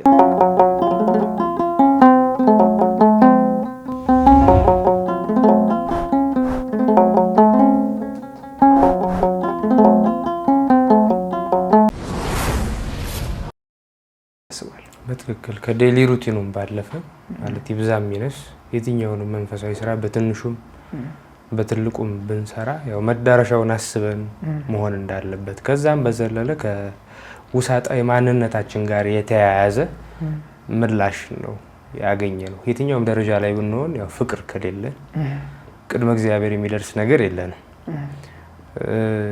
እኛ የምናደርገው ነገርና እግዚአብሔር የሚሰጠን ምላሽ ነው ይበልጥ ወደሱ ከፍ የሚያደርገን ብዬ አስባለሁኝና እጅግ ግሩም ነው። ወደ ቀጣዩ ነጥብ ስናልፍ አሁን እንግዲህ ለየትኛውም ነገር ምንጭ ሶሻል ሚዲያ እየሆነ ያለበት ወረዲ የሆነ ያለበት ሁኔታ ነው ያለው እና የንጽጽር ነገር ውስጥ የገባን ይመስለኛል። የሆነ የማንነት ቀውስ የገጠመን ይመስለኛል። ያ ደግሞ በህይወታችን ላይ ተከፍሎ አለው። መንፈሳዊ ቦታ ሲሆን በቃ መንፈሳዊ ነኝ፣ የምሰጣቸው ምላሾችም መንፈሳዊ ናቸው።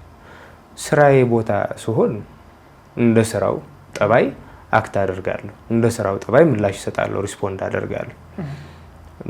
መዘመርም እፈልጋለሁ፣ መዝፈንም ደግሞ አት ዘ ሴም ታይም እና አላፋት ዝማሬም ላይ ኮንሰርትም ላይ መገኘት የመፈለገ አይነት ሁኔታዎች ይኖራሉና እንደዛ አይነት ህይወት አለ ወይ? አንድ ክርስቲያን ዓለማዊ መንፈሳዊ ተብሎ የሚከፈል ህይወት አለ ወይ? ሚዛኑ አንድ አይደለም ወይ? አዎ ይሄ እንግዲህ በዮሐንስ ራእይ ላይ የአንድ የሎዶቅያ ቤተክርስቲያን አለቃ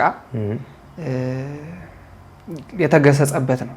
እንግዲህ የቤተክርስቲያን አለቃ ነው ይህ ሰው። ግን ምን ተብሎ ተገስጿል? ለብም ያለ ትኩስም አይደለህም ለቀዝቃዛም አይደለህም ይልና ለብ ያልክ ስለሆንክ ልተፋህ ነው ይለዋል። እንግዲህ ይሄ የቤተክርስቲያን አለቃ ተብሎ የተጠቀሰን ሰው የተገሰጸበት። በቅርብ እንደውም ሶሻል ሚዲያ ላይ እርግጥ የኦርቶዶክስ ቤተክርስቲያን ካህን መምህር አይደለም፣ ግን ቀን ቀን በካቶሊክ ቸርች ውስጥ ሲያስተምር ይውልና ማታ ማታ ክለብ ዲጄ አይተው ሊሆን ይችላል።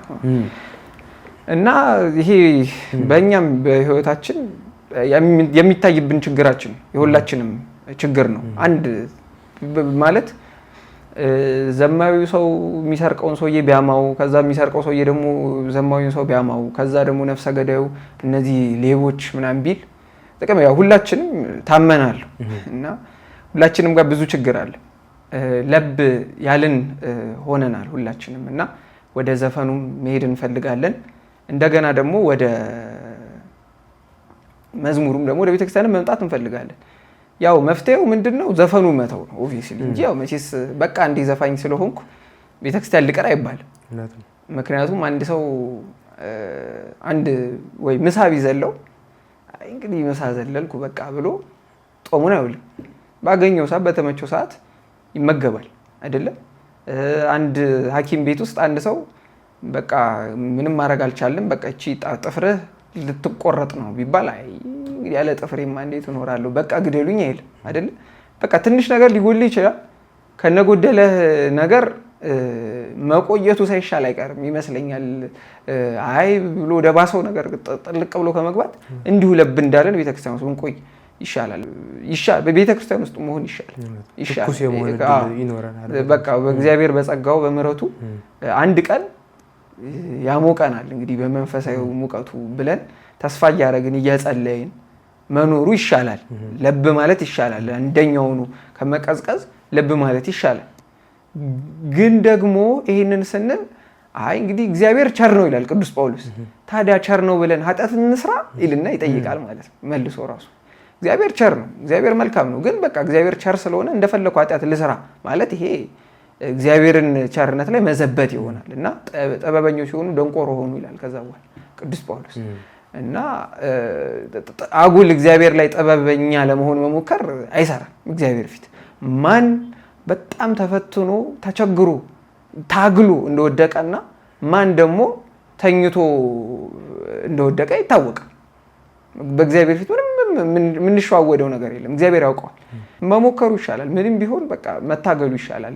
የዘፈን ጉዳይ ያው ትንሽ ዲቤተብል ያደረገው እኔ ቃሉ ራሱ ይመስለኛል። ምክንያቱም ዘፈን የሚለው ቃል ቬግ ማለት ዘፈን የሚለው ቃል በግዕዙ ከመጣን ለመዝሙርም ለዘፈንም እኛ ዓለማዊ ሙዚቃ አንድ ነው ቃሉ ማለት ነው። እንደውም ማህሌተ ጽጌ ላይ ምን ይላል? ራሱ ማህሌት የሚለው ቃል ራሱ እኮ ሀለ የሚለው በግሱ ዘፈነ ብሎ ይፈታል። ማህሌት ማለት እንደዛ ተብሎ ይተረጉማል። ከመንነቶ ሜልኮል ቅድመ ታቦተ ሕግ አመዘፈነ ዳዊት በታቦተ ሕግ ፊት ሲዘምር ያው ሲዘፍን ነው የሚለው ግሱ ሲዘምር እንደ ተወቹ ናቀችው በቅድመ ገጸ ስዕልኪ ድንግል እዘፍናነ እኔም ልክ እንደ ዳዊት በአንቺ ስዕል ፊት እዘምራለሁ የሚለውን እዘፍናለሁ ነው የሚለው ግዕዙ ማለት ነው። ግን ያ ማለት ምን ማለት ነው ከተባለ ግዕዙ ላይ ዘፈን የሚለው ቃል ለሁለቱም ለዓለማዊም ለመንፈሳዊም ተጠቀ ደግሞ በተቃራኒው ደግሞ ዘፋኞች እግዚአብሔርን መንግስት አይወርሱም ካላቸው ቅዱስ ጳውሎስ ከዘረዘራቸው አመንዝሮች፣ ሰካራሞች ምናምን ብሎ ይዘረዘራቸዋል። ከእነሱ አንዱ ዘፋኞች ይላል።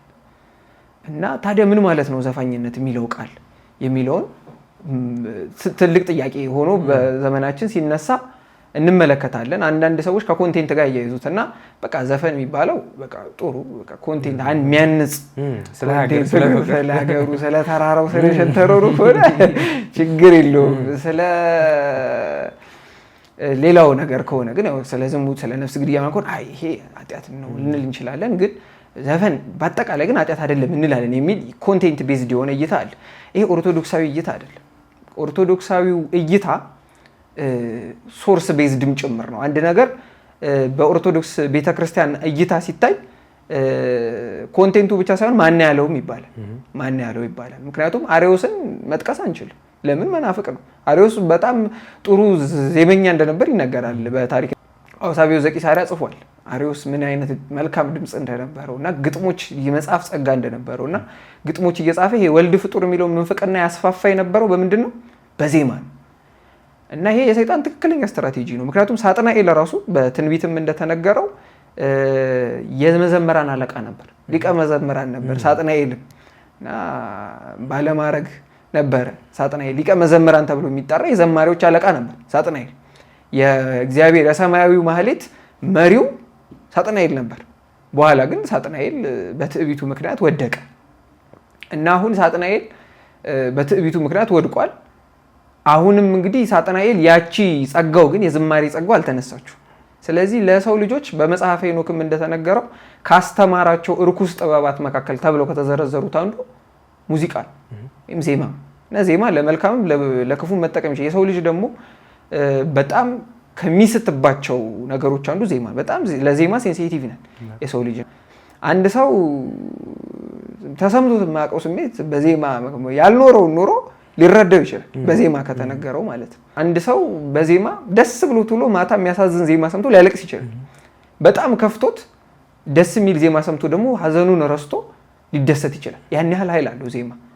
ሱስ የመሆን ያክል ኃይል አለው። እንደዚህ አይነት ኃይለኛ የሆነን መሳሪያ ሰይጣን ሳይጠቀምበት ይቀራል ማለት ከባድ ነው። ስለዚህ ዓለማዊም ዘፈን አለ፣ መንፈሳዊም ዘፈን አለ። ስለዚህ መንፈሳዊ መዝሙር አለን በለው።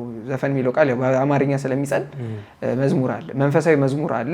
ዘፈን ደግሞ ዓለማዊ ነው። ከዚህ በኋላ ዓለማዊ ነው። ዓለማዊ ስንል ግን ምን ማለታችን ነው? ዓለማዊ ስንለው ዘፈንን ከቤተ ክርስቲያን ውጭ ከሆነ ዘፈን ነው ሀሳባችን። ምክንያቱም ኮንቴንት ብቻ ሳይሆን ሶርስ ማተር ያደርጋል። ምክንያቱም ከሰይጣን የፈለገ መልካም ነገር ቢናገር እንደው በጣም እንደው እስከዛሬ አሁን ጥሩ ነው አይባልም። ምክንያቱም ጌታችን ዝም በል አንተ ሰይጣን ብሎታል። አንተ እግዚአብሔር ዝም በል ነው የተባለው።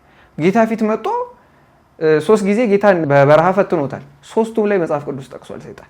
3ቱም ላይ በስስትም በትዕቢትም በፍቅረ ነዋይም ሲፈትነው በምንድን ነው የፈተነው? በመጽሐፍ ቅዱስ ቃል ነው። ስለዚህ የትም ይሁን ሶርሱ ሰይጣን ከሆነ አንቀበለውም። ስለዚህ ሶርሱ ሰይጣን መሆኑን በምን እናውቃለን ከተባለ በመጀመሪያ ደረጃ ዓለም ላይ 2 ነገር ነው ያለው። መንፈሳዊው ሳይድ አለ፣ ይሄ እርኩስ መንፈሳዊው ደግሞ ሳይድ አለ። ሁለት ሳይድ መሀል የሚባል ነገር ለብ ያለው ነገር ይሄ ነው የመጣው። ለብ ካለ ይታፋል አብሮ። ስለዚህ ቤተክርስቲያን ውጪ ከሆነ አንሰማውም። በብሉይ ኪዳን እንዳልነው ሰይጣን ሊቀ መዘምራን ነበረ። በሐዲስ ኪዳን ደግሞ ስንመጣ ያው የመጀመሪያዊቱ ቤተክርስቲያን በሐዋርያት ዘመን ከነበረችው ቤተክርስቲያን ቅዱስ ጳውሎስ የእግዚአብሔር መንግስት አይወርሱም ካላቸው አንዱ ምንድነው? ዘፋኞች ናቸው። ይሄንን ዘፋኞች ናቸው አንደኛ። ከዛ ደግሞ ስንቀጥል ከቅዱስ ጳውሎስ በኋላ የተከተሉ ደግሞ ያው እኛ ቤተክርስቲያን መጽሐፍ ቅዱስን ስትረዳ በመጽሐፍ ቅዱስን በሰጧት አባቶችም ጭምር አረዳን። ምክንያቱም መጽሐፍ ቅዱስን ተቀበልን። መጽሐፍ ቅዱስ መሆኑን በምን አወቅን የሚለው ጥያቄ ስንጠይቅ መልስ የምናገኘው መጽሐፍ ቅዱስ መሆኑን የነገሩን አባቶች አሉ ነው። እነማን ናቸው እነዚህ አባቶች? ለምሳሌ 4 ወንጌል መኖሩ በምን አወቅን? ከቅዱስ ኢሬኒዮስ ነው ያወቅን። ቅዱስ ጳውሎስ 14 መልእክታት እንዳሉት በምን አወቅን? እነዚሁ እነ ዮስጢኖስ እነ ቅዱስ አትናቴዎስ የመሳሰሉ አባቶች ናቸው ይህም መጽሐፍ ቀን ነው የጠበቁልን። እና ወንጌሉን እቀበለዋለሁ ግን ወንጌሉ ከየት መጣ ተብዬ ስጠየቅ የምመልሰው ስለ እነዛ አባቶች ከሆነ እነዛን አባቶች ተቀብያቸዋለሁ ማለት ነው። እነዛን አባቶች አልቀበልም ካልኩ መጽሐፍ ቅዱስን ለምን እቀበለዋለሁ የሚል ደግሞ ሁለተኛ ጥያቄ። ምክንያቱም ማታምናቸው ከሆነ 4 ወንጌል ነው 5ኛ ለመኖሩን ወይም ከአራቱ አንዱ ልክ አለመኖሩን በምን የሚል ጥያቄ ያሰን። ስለዚህ መጽሐፍ ቅዱስ ስንል አብረን መጽሐፍ ቅዱሱን ደግሞ የቀነኑትን አባቶች መቀበል ግዴታ ነው። ስለዚህ መጽሐፍ ቅዱሱን የቀነኑት ወይም ፓትሪስቲክ ፋዘርስ የሚባሉት እነዚህ ቀደምት የቤተክርስቲያን አባቶች ምን ብለዋል ስንል አይደለም ዘፈን ሊፈቅዱ ቤተክርስቲያን ውስጥ የሙዚቃ መሳሪያን አይፈቅዱም ነበር። አብዛኞቹ በቤተክርስቲያን ውስጥ የነበረውን የሙዚቃ መሳሪያ አገልግሎት ይከለክሉ ነበር። እነ ከበሮን እነ መሰንቆን አይጠቀሟቸውም ነበር። ያንን የማያደርጉበት ምክንያት ምንድነው? ያው በዛ ዘመን ፔጋኒዝም ስለነበር እነዚህ ነገሮች ከፔጋኒዝም ጋር ሰይጣን ወስዶብን ነበር። እነዚህ ነገሮች አንዳንድ ጊዜ በጣም ከባድ ነው። ለምሳሌ መሰንቆ ሲባል ትዝ የሚለን ዝማሬ ከሆነ በጣም ጥሩ፣ ግን መሰንቆ ሲባል ሌላ ቦታ ነው ትዝ የሚለው ብዙ ሰው አይደል? መሰንቆ ሲባል ለምን በቃ በዚህ ምክንያት እነ ቅዱስ ዮሐንስ አፈወርቅ እነዚህን እና በሌሎችም ምክንያቶች ቅዱስ ዮሐንስ አፈወርቅ እንደው ምን ይላል? የሰው ልጅ በዜማ ታጅቦ አይደለም እግዚአብሔርን ማሰብ ያለበት፣ እንዲሁ በራሱ በቃ ልቡ የእግዚአብሔር መሰንቆ ነው ይላልና ቅዱስ አባ ጊዮርጊስ ዘጋስጫ ምን ይላል? በድህንፃ መንፈስ ዝብጢ አውታረ መሰንቆ ለልብህ፣ የልቤን መሰንቆ በድህንፃ መንፈስ፣ ድህንፃ ማለት የመሰንቆ በሱ ማለት ነው። ለቃ ልቤ እንደዛ እና መንፈስ ቅዱስ ራሱ ስለሚቃኝህ የዜማ መሳሪያ አያስፈልግህም ነው። እኛ አንቃኝ ስንል በመሰንቆ እንደው ታግዘው ቢቃኙ ተብሎ በኋላ ላይ የመጡ ናቸው እንጂ እውነት ለመናገር ቤተክርስቲያን የምትመርጠው በባዶ ቢሆን ያለ መሰንቆ ያለ ከበሮ ያለ ብንችል ጥሩ ነበር። ለዛ ነው አብይ ጾም ላይ ከበሮ አሁን በተወሰኑ ክብረ በዓላት ላይ ያው አንዳንድ ባህሎች ላይ እንደውም እሱም ይቀራል እና በጾመ ድጓው ሲዜም ቅዳሴ ራሱ በዚህ በጣም ጥሩ የትኛውም ቀደምት አብያተ ክርስቲያናት ጥንታዊት አብያተ ክርስቲያናት በሚባሉ ዘንድ ቅዳሴ ላይ የዜማ መሳሪያ ጥቅም ላይ ነው። ይሄ ከምን የመነጨ ነው?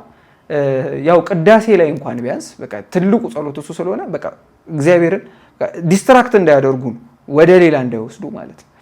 እና በመንፈሳዊ መሳሪያዎች ላይ እንኳን ቤተክርስቲያን የነበራት እነዚህ ቀደምት አባቶች የነበራቸው እይታ ጠንቀቅ ያለ ነው። ሞቅ ያለ መዝሙርን እንኳን አይፈልጉም።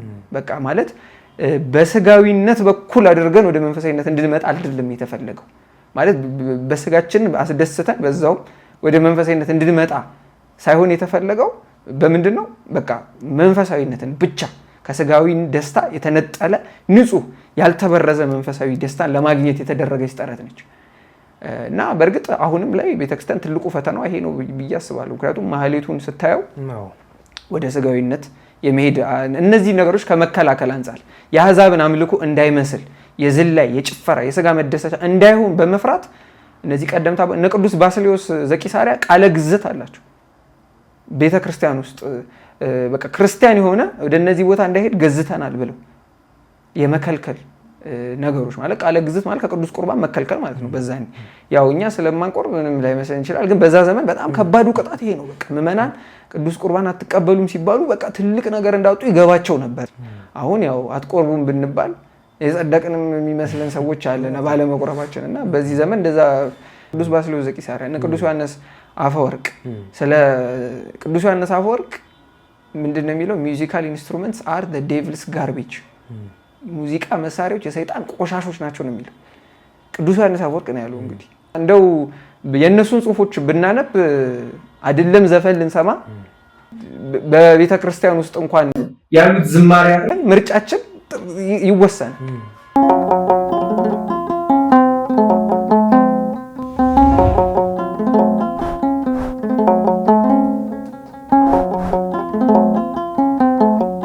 በጣም የሚያስደንቅ ነው ጽሁፋቸውና እንዲሁም ቅዱስ ኤፍሬም ያላትን አንዲት ነገር ባነባት ደስ ይለኛልና ምን ይላል?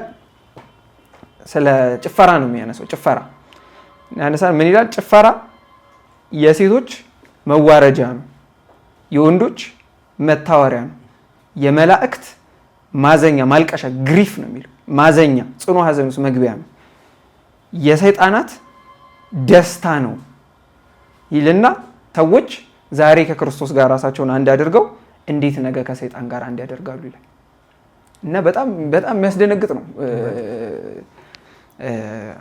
አንዳንድ ጊዜ ያው በጣም የቅዱሳን አባቶችን ትምህርት ስናስተምር ስንናገር እንደነሱ ቅድስና ስለሌለ ያስፈራል። እንደው ለመናገርም እንደው እኔ ማን ነኝ ይሄንን አነባዋለሁ ያሰኛል። በጣም በቃ ያስፈራል። በቃ ምክንያቱም ለኛም ነው ንግግሩ ሁለት እጅ ያለው ሰይፍ አይደለ ቃል እግዚአብሔር ወደዚህ ወደ መምሩም ወደ ህዝቡም ስለሚቆርጥ ያስፈራል። እንደው ለመናገርም ያስፈራል የቅዱሳን አባቶች ትምህርት እና በጣም አስደንጋጮች ናቸው የቅዱሳን አባቶች ትምህርቶች እና ያው አንባቢያን ወደዛው ገብተው early church fathers on musical instruments on dancing ብለው ቢያዩት በጣም ብዙ የሚያስደንቁ ነገሮችን ያያሉና በተለይ በዚህ ጉዳይ ደግሞ በተለይ አብነት መምህራን በደንብ ደግሞ እኛም የማናውቃቸው ብዙ ነገሮች አሉና በደንብ ደግሞ አብራርተው ቢያስተምሩ እኛንም ያው ቢያስታጥቁን በጣም በጣም መልካም ነው ብዬ አስባለሁ። እና ይሄ በጣም ቀስ አድርጎ ዝም አድርጎ አይ ምን ዘፈን ምን ችግር አለው እየተባለ በጣም ብዙ ሰውን ይዞት እየሄደ ከባህል ጋር እየተያዘ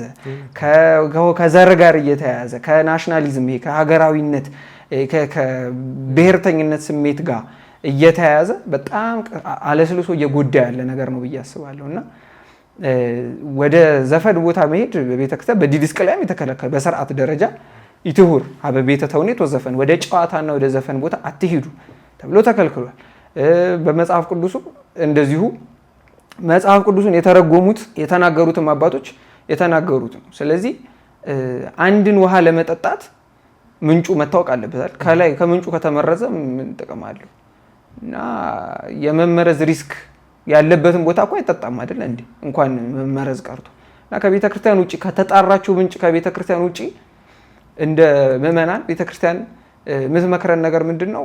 ባንሰማ ነው ዘፈን። ምክንያቱም የተጣራ ምንጭ አይደለም፣ ወደ ብዙ ነገር ይወስዳል፣ ወደ ሌሎች ወደ ባሱ ኃጢአቶች ይወስዳል። እና አንድ ስለ አጋንንት የተናገረው ነገር አለ ጌታችን መድኃኒታችን ኢየሱስ ክርስቶስ በሉቃስ ወንጌል ላይ ምን ይላል? አንድ ሰው ከአንድ አጋንንት ቢላቀቅ አጋንንቱ ይወጣል፣ ከዛ ግን ያ ሰው ወደዛ ግብሩ ከተመለሰ 7 ሆነው ይመጣሉ ይላል። ማለት አንዱ አጋንንት እንደው ይሄ የኔ ርስት ነው ምናምን ብሎ እንደኛ እንደ ሰዎች አይጣለም፣ ኑ ብሎ ወንድሞቹን ጓደኞቹን ነው የሚሰበስበውና አንድ ሰው ውሸታም ከሆነ ነገ ወደ ዘማዊነት፣ ዘማዊ ከሆነ ነገ ወደ ነፍሰ ገዳይነት የመሄድ እድል አለው። ምክንያቱም ይረባረባሉ። እንደዚህ ኃጢአት እርስ በርሱ ይሳሳባል፣ ልክ ጽድቅ እንደሚሳሳበው ሁሉ ማለት ነው። እና ቀስ አድርጎ ጠብ ጠብ ጠብ እያለ አለት በውሃ ይሰነጠቃል። እና ትንሽ የምትመስለው አይቺ ዘፈን ጠብ ጠብ ብላ በኋላ የሰውን ልብ ከእግዚአብሔር ትለየዋለች። እና ቤት ስራ እየሰሩ ወይም ስፖርት እየሰሩ ከማዳመጥ ትጀመርና ከዛ በኋላ ውይ ገሊ ሲዘፍንማ አልቀርም ወደ ማለት ሰዎቹን ማምለክ የሚመስል እኔ የገሊን ዘፈን ከልክሉኝ ካልሰማው መዋል አልችልም አይነት ሱስ ማለት ነው። እና መጽሐፍ ቅዱስም የሚለው ምንድነው? አንዳች ነገር እንዲቆጣጠራችሁ አትፍቀዱ ይላል አይደል? እንዴት እንዲቆጣጠር እንፈቅዳለን? ዘፈን ካልሰማው ራሴን ያመኛል፣ ዘፈን ካልሰማው ስራ አልሰራም፣ ስፖርት እንደዚህ ቁጥጥር ራስን መግዛት የሚባል የመንፈስ ፍሬዎች ከመካከል አንዱ ነው። ራስን ያንን ያሳጣናል፣ ኮንትሮል ማድረግ እንዳንችል ራሳችንን ያረገናል። ይሄ ለብ የማለታችን ችግር በሶሻል ሚዲያውም ተነስቷልና ሶሻል ሚዲያው ደግሞ ይህንን ነገር በጣም ድራይቭ እያደረገው ነው። ማለት ሰዎች ስራቸውን እንኳን ለማስተዋወቅ ቫይራል የሆነ ሰውን መፈለግ ግዴታ አለባቸው። ምክንያቱም ቢለቁት ሁሉም የሚሰማው ዘፈን ነው። የሁሉም ዓለም በሙሉ የሚያስማማ ነገር ነው። የዓለም ገዢ ሰይጣንም ስለሆነ ዓለምን ሁሉ የሚያስማማበት አንዱ መንገድ ዘፈን ነው። የሚያስማማበት አንዱ መንገዱ ነው እና በቃ በጣም በስራም በምን ይያያዝና ትልቅ ባጌጅ ይሆናል። በቃ ዘፈን በቃ አለመስማት ኢምፖሲብል ይመስላል።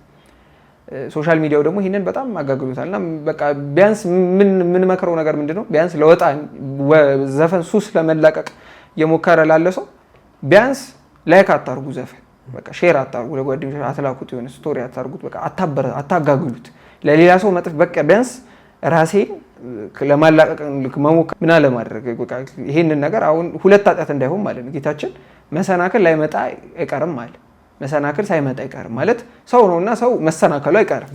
ማንም ፍጹም የሆነ ሰው የለም። ግን ይልና መሰናክሉን ለሚያመጣው ሰው ወዮለት። ከአንገቱ ከባህር ከድንጋይ ወፍጮ ጋር ታስሮ ወደ ባህር ቢጣል ይቀለዋል ይላል። ማለት ምን ማለት ነው? በድንጋይ ወፍጮ ታስሮ ወደ ባህር የወረደ ሰው ምንድነው ዋኝቶ መውጣት ይሞክራል፣ ግን ምኑ ይስበዋል? የወፍጮ ድንጋዩ ይስበዋል። አንድ ሰው እንደዚህ ኃጢአት ለሌላ መሰናክል የሚሆን ነገር የሚያደርግ ከሆነ እሱ ራሱ እንደው ንስሐ በመግባት በመቁረብ ለመውጣት ቢፍጨረጨር የነዛ ሰዎች የሚወርዱት ዝቅታ እሱንም አብሮ እየጎተተ ይሄዳል። እሱ ተላቆ ሊሆናል ይችላል እኮ ከዛ ኃጢአት እኮ፣ ግን እነዛ ሰዎች ወፍጮ ወደ ታች ሲወርድ ሰውየውን ወደ ታች እንደሚስበው ሁሉ ያ ሰውዬ ያሰናከላቸው ሰዎች ይጎትቱታል፣ ይከተለዋል። ያጠፋቸውን ሰዎች ሲያያቸው በጸጸት ይቃጠላል። እና ይሄ በጣም በርካታ ወደ ቤተክርስቲያን የተመለሱ አባቶች በጣም ሲያለቅሱበት የሚኖሩት ነገር ይሄ ነው አይደል? ለስንቱ መሰናክል ነው። የት ደርሰው ይሆን? ወጣው ወንጌል እንዲሰብኩ ወጣው እንዲያስተምሩ ቅዱስ ጳውሎስ ያኔ ያጠፋሁትን ዘመን ልክስ እወዳለሁ ይላል አይደል? በቃ ያኔ ክርስቲያኖች ያሳደድኩበት ለበቃ እየዞረ ያስተምር ነበር። ቢያንስ ለሰው መሰናክል አለመሆን አንድ መልካም ነገር ነው። ሁለተኛ ነገር ደግሞ በራሳችን መላቀቅ እንደማንችል መረዳት መልካም ነው። ሶስተኛ ደግሞ እነዚህ ሰዎች ቤተክርስቲያን ሲመጡም ደግሞ መግፋት፣ ይሄ ቅድም ያነሳ ነው ፈሪሳዊነት ይሆናል። ስለዚህ በዚህ ህይወትም እየኖረ ሰው ቤተክርስቲያን መምጣት መብቱ ነው። ምክንያቱም ቤተክርስቲያን ሐኪም ቤት ነች እና ሁላችንም ልንታከም ነው የመጣ ነው። ካህኑም፣ ምዕመኑም፣ ዲያቆን ሁሉም ሰው ሊታከም ነው የመጣ። ሐኪሙ ክርስቶስ ነው፣ መድኃኒቱ ክርስቶስ ነው። ሐኪሙ ራሱ ካህናቶች ሐኪም ናቸው፣ ግን ሐኪም የሚታመም አይደል? አዎ። እና እንደው ሐኪም ሆኖ መምህራን ሐኪሞች ቢሆኑ መድኃኒቱ ክርስቶስ ነው። መድኃኒቱን ራሳቸውን ቢያማቸው ይውጡታል አይደል? ስለዚህ ሁላችንም ታመን የመጣ ነው። ሐኪሞች ተብለው ከቆሙት የሐኪሞቹ ነርሶች ዲያቆናት ነን እንበል፣ መንፈሳዊ ነርሶች ነን መሰለኝ። እና የሐኪሞቹ ረዳቶች ነንና ያው በዚህች ቤተክርስቲያን ላይ ሁላችንም ያው ሲያመን መድኃኒቱ በስተመጨረሻ ክርስቶስ ነውና ሁላችንም እንታከመን የመጣ ነው። ሁላችንም ቢያመን እንታከማለን። እዚሁ ሆስፒታል ውስጥ ነው የምንታከመው።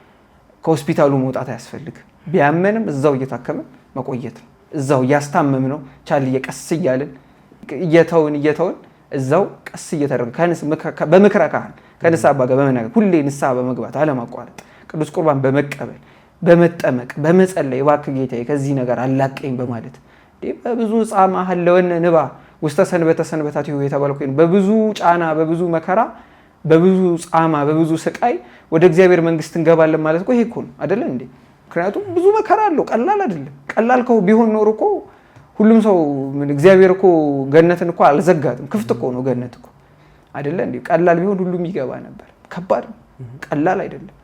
ሁላችንም ከብዶን እየታገልን ያለን ሁላችንም ታመን ሆስፒታል ውስጥ ነው እየኖርን ያለን እና ደግሞ ታማሚ ሆኖ ለሌላ ታማሚ ማዘን ይገባል እና እርስ በርሳችን እንተዛዘን ይገባል። እንደገናም ደግሞ ለታመምነውም ደግሞ ህመማችንን አምኖ በቃ እባክሽ አድኝኝ ብሎ ወደ ቤተ ክርስቲያን ወደ ሐኪም ቤቷ መምጣት ያስፈልጋል ማለት ነው። እሷም ደግሞ የምትሰጠን መድኃኒት ክርስቶስ ነው ማለት ነው። ስለዚህ ለብ ለማለት በሶሻል ሚዲያው ለሚመጣው በዚህ መዝፈን በዚህ መዘመር እያለ ለሚያስጨንቀን ነገር ሁሉ መድኃኒቱ ቤተክርስቲያን ውስጥ መኖር ነው ማለት ነው።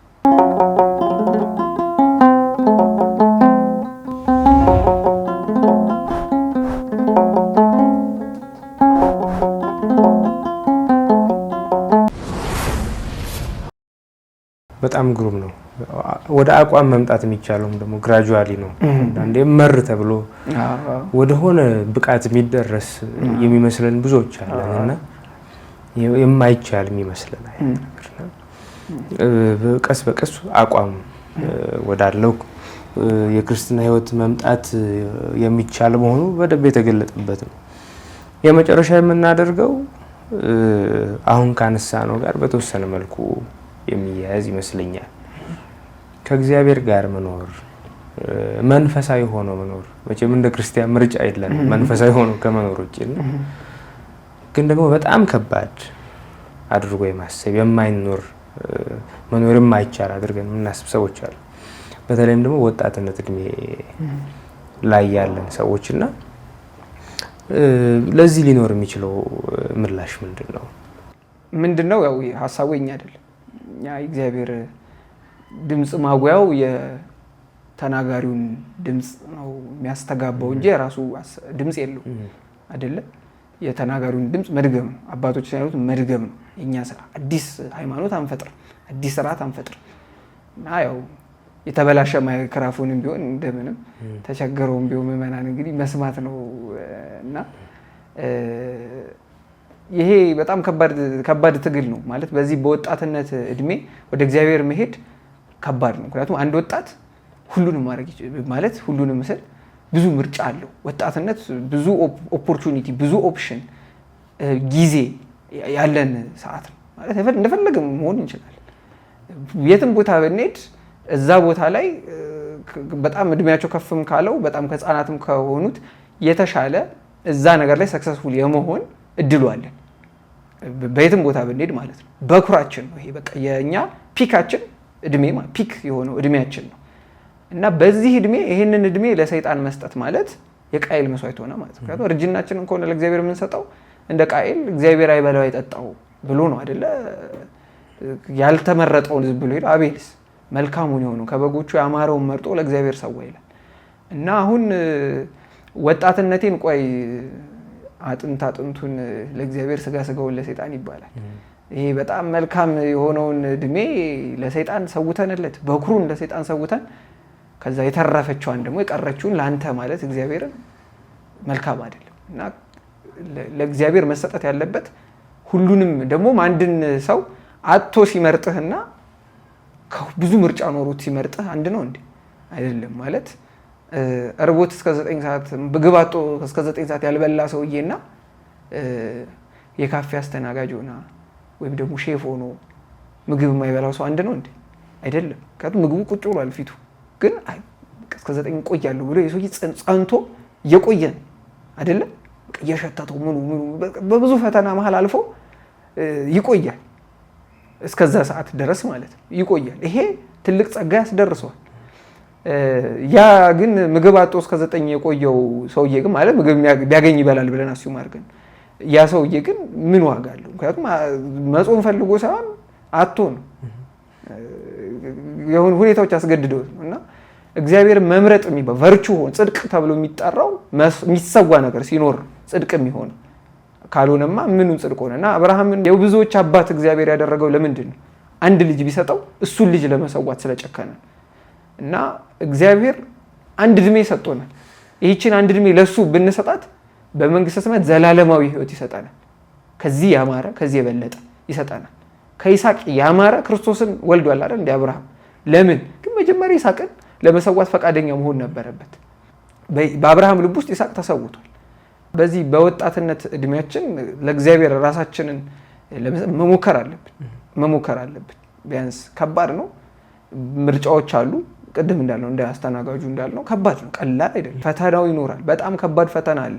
ያ ፈተናን ግን ማለፉ ትልቅ ዋጋ አለው። በጣም የተፈተነ ከባድ ትምህርት ተምሮ ከፍተኛ ውጤት ያመጣ ሰውና እንዲሁ ዝም ብሎ የቀረ ሰው እኩል አይደለም እና ከባድ መሆኑ ፈተና ዋጋውም ሪዋርዱም ከፍ ያለ እንደሆነ የሚያሳይ ነው። አንደኛ ነገር በከባዱ ጊዜ ብዙ ነገር መልካም ነገር የሰራ ሰው ተለቅ ያለ ጸጋን ያገኛል።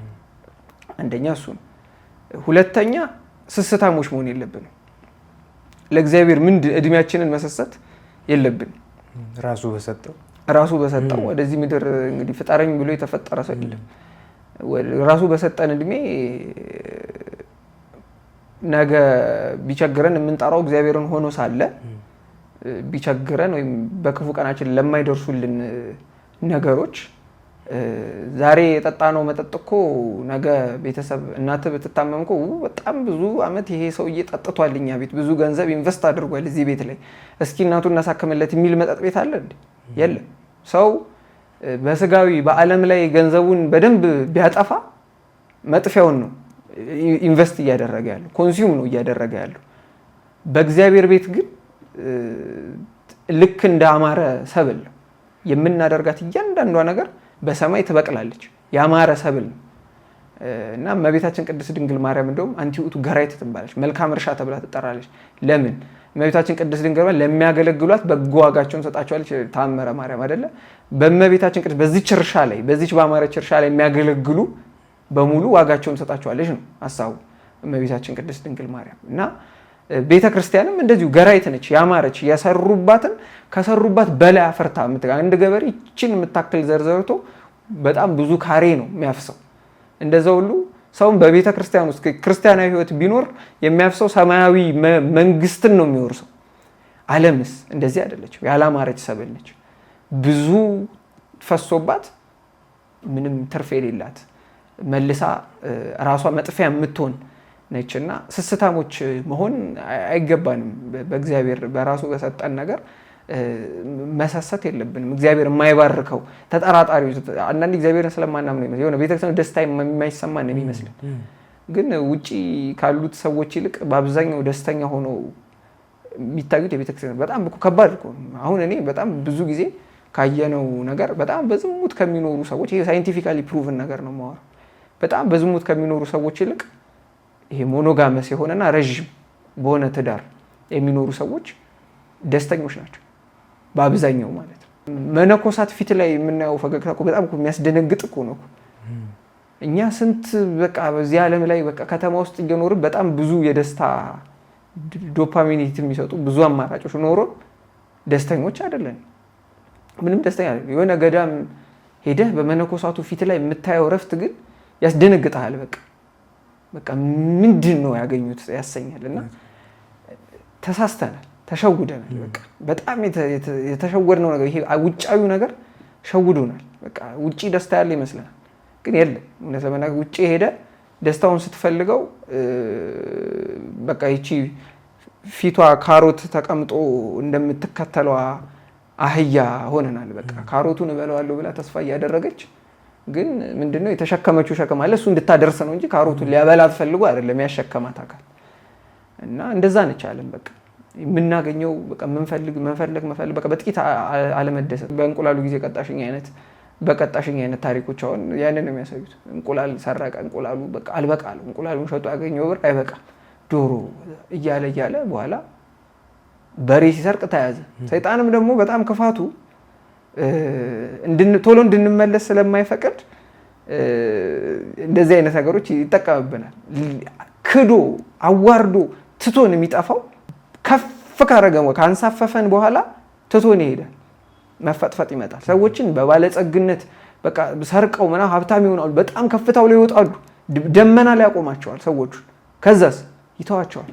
ከዛ ላይ የሚወድቁት አወዳደቅ እጅግ የከፋ ይሆናል። ከወጡት አወጣጥ የከፋ ይሆናል እና ወደ ላይ ሲወጣ አይታወቅም፣ ሲወረድ ግን ከባድ መፈጥፈጥ አለው። እና ስስታሞች እንሆናለን፣ በጣም እንታለላለን፣ እንሸወዳለን በዓለማዊ ነገሮች። ይሄ እንግዲህ ከኛም የተጀመረ በመጽሐፍ ቅዱስ ታላቁ የእግዚአብሔር ልቤ ያለው ሰው ዳዊት እንኳን ተሸውዷል፣ በዚህ ተታሏል፣ በምድራዊ ነገር ተታሎ እግዚአብሔርን ነፍስ እስከ ማጥፋት ድረስ የገዛ ወዳጁን የገዛ ታማኝ አገልጋዩን እስከ መግደል ድረስ ደርሷል ዳዊት። እና የዚህ ሁሉ ግን መመለሻው ንስሐ አለ። ግን ዳዊት ንስሐ ቢገባም ግን ንስሐ ከገባ በኋላ ዳዊት በዛ ጊዜ የበደላቸው ጊዜያቶች ያጣው ነገር አለ፣ የጎደለው ነገር አለ። እና ንስሐ ሰውን ይመልሰዋል፣ ከእግዚአብሔር ጋር ያስታርቀዋል። ንስሐ ሰተሬሶ ለዘማዊ ድንግል ንስሐ ዘማዊ ሰው ድንግል ታደርገዋለች ይባላል። ግን ደግሞ ቢሆንም አብዛኞቹ የተመለሱ ሰዎች የሚቆጫት የታባቱ እኔማ ተዝናንቼ ነው የመጣሁት አይሉ። ከእግዚአብሔር ጋር ያልኖሩባት ጊዜ አባከንኳት አይነት ስሜት ነው የሚሰማቸው። እንደዚህ አይነት አስተሳሰብ ነው ሊኖረን የሚገባው። በቃ አርፍጄ መጣሁ አይነት ማለት አርፍዶ መምጣት መልካም ነው፣ ከመቅረት ይሻላል። ግን ከመቅረት ይሻላል ነው እንጂ መላ ሁሉን ነገር ከመሰዋት ጋር እንግዲህ እኩል አይደለም። ቢያንስ ያ ሰው እግዚአብሔር እኮ ሁለቱንም እኩል ሊቀበል ይችላል፣ ግን ለሰውየው ሕሊናም መልካም አይደለም። ደግሞ እግዚአብሔርን ለጥቅሙ ብለን ደሞዝተኝነት ያልነው ቅድም እንደዚህ አይነት ሳይሆን በቃ ልጆች ነን። በቃ እግዚአብሔር ልጅ አባታችን ነው። አባታችንን የምናገለግለው የምንሰማው አባታችን ስለሆነ እንጂ የሆነ ውርስ ስለምናገኝ ወይም ደግሞ የሆነ ቅስፈት ስለሚመጣብን አይነት መሆን የለም። ይሄ ሲኦልና ገነት ባይኖሩም ክርስቲያን አልሆንም ብሏል ይባላል አንድ ሰውና በቃ ክርስቲያን ሆን ነበር ነውና ክርስቲያን ምን ሆነው የሆነ እግዚአብሔር ሲኦል ስለሚያስገባን ወይም ገነት ስለምገባ ሳይሆን ክርስትና ጥሩ ነው። ኢን ፕሪንሲፕል ክርስቶስ መንፈሳዊነቱ ምኑን እንዳለ ሆኖ እሱ ነው የሚበልጠው። ቅድም ኒቆዲሞስ ላይ እንዳነሳ ነው። ግን ያም ባይሆን እውነት ለመናገር እንደው ለስጋዊ ሕይወታችንም ጭምር አንድ ሰው ቤተክርስቲያን ባዘዘችው ይሄ ቤተክርስቲያን የተቀመጡትን ሕጎች እየተከተለ የሚሰማው ደስታ ይበልጣል እና ሰው እንቅልፍ አጥቶ ማህሌት አድሮ ተደስቶ ፊቱ በርቶ ታየዋል። ሰው ተኝቶ አድሮ ጠዋት ሲነሳ ድካም ይሰማው። በጣም ማህሌት ቆመ ወተ ፈተና ልትፈትን ትችላለህ። የትምህርት ቤት ፈተና ጥሩ ውጤት ታመጣለህ። በቃ አክቲቭ ነህ፣ ንቅት ብለህ ነው የምትወጣው እና በቃ እግዚአብሔርን እጅ ታየዋለህ በህይወትም ሁሉ ማለት በቃ እንቅልፍ እያዳፋ ኮንሽስሊ የማትሰራው ስራ በኋላ ግን አንተ ነህ ሪዋርዱን ስታገኘው የምታየውና እነዚህ ሪዋርዶች ባይኖሩ እንደው ግን በቃ እግዚአብሔር ተገኝቷል። በቃ ትልቁ ከእግዚአብሔር ጋር የሚገኙት ነገሮች ሳይሆን እግዚአብሔር ማግኘቱ ስለሆነ ቁም ነገሩና እግዚአብሔርን እናገኝበታለን እና ስስታሞች መሆን የለብን። በቃ እድሜያችን ኦፕሽን ውስጥ ደግሞ ወርዚት ነው ኢንቨስትመንቱ። ዓለም ላይ ኢንቨስት ማድረግ ወርዝ ያደርጋል ወይ ሪተርኑ እንዴት ነው ስትል ዓለም ላይ ኢንቨስት ያደረጉ ሰዎች በዓለማዊ ህይወታቸው እውነት ደስታን አግኝተዋል ቃል አላገኙም። ኒቆዲሞስ በሌሊት ወደ ክርስቶስ ያስመጣው ይሄ ደስታውን አጥቶት ነበር። ሀብታም ነው፣ ባለስልጣን ነው፣ የሃይማኖት ይሄ ሁሉ ነገር አለ። ግን በሌሊት ክርስቶስ ድረስ እስኪመጣ ድረስ ረሃብ ነበር ውስጡ። በቃ ያልተሞላች ገደል አለች በልቡ ውስጥ ማለት ነው። እግዚአብሔር ሲያገኝ ክርስቶስን ሲያገኝ ብቻ የተሞላ ሌሎቹን አባላቶች የአይሁድ ሸንጎ አባላት ሳይፈራ በአደባባይ የገዛ ሐዋርያቱ በካዱት ቀን እንኳን ሄዶ ክርስቶስን እስከ መገነዝ እንዲደፍር የሚያደርገው ነገር አግኝቶ ነው የተመለሰው ኒቆዲሞስ። በሌሊት መጡ እና ወደ ቤተ ክርስቲያን መጠጋቱ መልካም ነው። ለስጋዊ ህይወትም ለስጋም ለነፍስም ለመንፈስም የሚጠቅም ነገር ወደ መንፈሳዊ ህይወቱ መምጣት እና ሁላችንም ወደ ቤተ ክርስቲያን እንድንመጣ እግዚአብሔር ይርዳን። አሜን አሜን። የወጣትነት ጊዜ ከባድ ቢሆንም ደግሞ ከባድ ነው ብለን የማይቻል ነው አንድ መንፈሳዊነት ከእግዚአብሔር ጋር መኖር። ቅዱስ ጳውሎስ ኃይልን በሚሰጠኝ በክርስቶስ ሁሉን እችላለሁ ብሏል እና እውነት ነው። በዚህ ምድር ለምንኖረው ኑሮም ስንቅ ነው፣ ለእርጅና ጊዜም ስንቅ ነው፣ ለሌሎችም የምንተርፍበት ነው እና ጥሩ ቆይታ ነበረን። እግዚአብሔር ያክብርልኝ። እጅግ መልካም የሆኑ ሀሳቦችን አንስተናል። ሰማያን ተመልካቾች ደግሞ እንዲሁ እንደሚጠቀሙበት እምነታችን ነው። አክብረኸኝ ስለመጣ ይህንን የመሰለ ጥሩ ውይይት ስለሰጠህን እግዚአብሔር ያክብርልን። ረዥም የአገልግሎት እድሜ ከጤና ጋር ይስጥልን። ቀጣይ በመስቀል እንገናኝ ደግሞ